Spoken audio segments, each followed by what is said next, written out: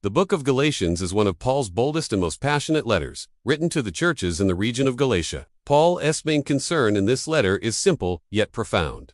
Salvation comes by grace through faith in Jesus Christ, not by works of the law. In just 6 chapters, Paul unpacks the heart of the gospel and defends it fiercely against legalism, religious bondage, and human pride. The letter begins with a fiery tone. In Galatians 1:6-9, Paul expresses astonishment that the Galatians are turning to a different gospel. He warns that anyone, even an angel, who preaches a gospel contrary to the grace of Christ, should be accursed. Paul is not soft here. He's protecting the very foundation of Christian faith. He reminds them that his message did not come from man, but by direct revelation from Jesus Christ. Paul then defends his apostolic authority by sharing his testimony. In Galatians 1:13-24, he explains how he once persecuted the church, but God called him by grace and revealed his Son to him. Paul didn't immediately consult the apostles, but spent time in Arabia and then slowly connected with the early church leaders. This builds credibility and shows that Paul wasn't shaped by men, he was shaped by Christ himself. In Galatians 2, Paul recounts a critical moment when he confronted Peter in Antioch. Peter had been eating with Gentile believers, but when certain Jewish men arrived, he pulled back out of fear. Paul rebuked him publicly, stating in verse 14, "If you, though a Jew, live like a Gentile and not like a Jew, how can you force the Gentiles to live like Jews?" This powerful moment reinforces that no one is justified by the works of the law, but through faith in Jesus Christ. The heart of Galatians is found in chapter 3.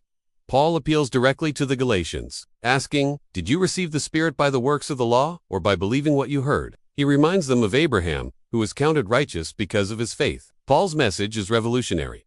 The true children of Abraham are those who live by faith, not those who keep the law. He continues by saying, in Galatians 3:13, "Christ redeemed us from the curse of the law by becoming a curse for us." This is a key moment.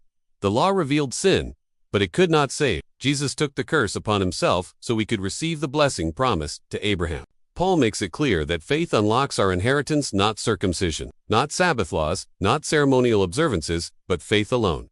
In Galatians 4, Paul shifts to a beautiful analogy. He compares the law to a guardian or a schoolmaster, something necessary for a time but not meant to rule forever. Once Christ came, we no longer needed a guardian, we received full sonship. In verse 7, Paul writes, "You are no longer a slave but God's child, and since you are his child, God has made you also an heir." This truth is transformative. We are not just saved, we are adopted, loved, and made heirs of the kingdom. But Paul is concerned. In Galatians 4:2-9, he asks, "How is it that you are turning back to those weak and miserable forces?" The Galatians were going back to legalism, observing days, months, seasons, and years as if their salvation depended on it. Paul pleads with them not to trade freedom for bondage. The gospel had set them free. Why return to slavery? In chapter 5, Paul delivers one of the most famous lines in the New Testament. "It is for freedom that Christ has set us free. Stand firm, then, and do not let yourselves be burdened again by a yoke of slavery." He explains that if you seek to be justified by the law, you fall from grace. Paul isn't saying we should live without morality, as saying that our righteousness cannot come from rules. It must come from relationship. That leads into the powerful contrast between the works of the flesh and the fruit of the Spirit. Paul lists the works of the flesh such as hatred, jealousy, fits of rage, and selfish ambition, but reminds believers that those who live by the Spirit produce fruit: love, joy, peace, patience, kindness, goodness, faithfulness, gentleness, and so. These aren't religious performances. They are natural outcomes of walking with the Spirit. In chapter 6, Paul gives practical advice. He says if someone is caught in sin, restore them gently. He warns against pride and urges believers to carry one another's burdens. Then he reminds them, do not be deceived. God cannot be mocked. A man reaps what he sows. It's a call to sow into the Spirit, to not give up in doing good, because in due time, we will reap a harvest. The book ends with Paul writing in large letters to stress the seriousness of his final words. He repeats once more that neither circumcision nor uncircumcision means anything. What counts is the new creation. In the end, Paul wants every believer to rest in this truth.